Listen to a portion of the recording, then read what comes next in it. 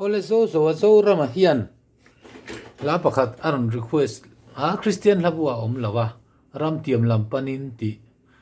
ka thupui ber ti khania phuatu hi silal jar moi lungle ania ni hi fel tang me ania ke po lungle sarkar na tho ka wa lai then an ina te ka wa le nga kain khom thina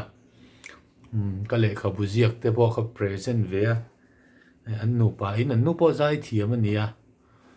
chung ko fel tak mai ania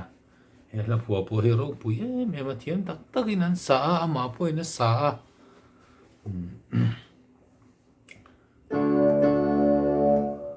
thiam ang angin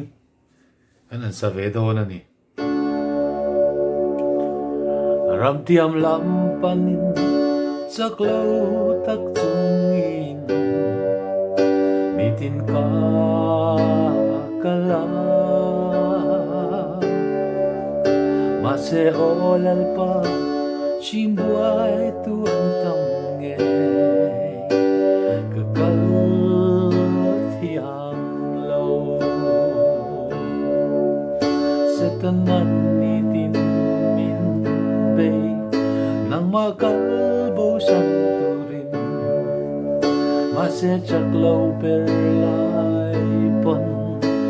kape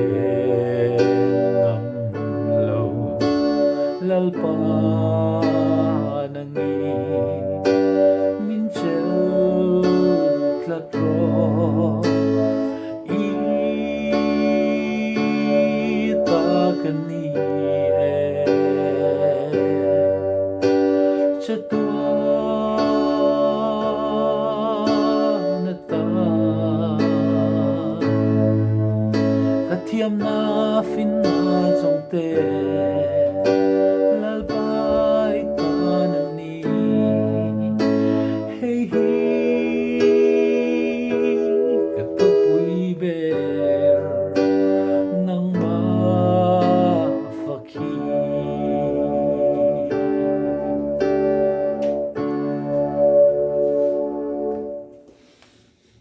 thì khan đủ to cũng mấy là thầu me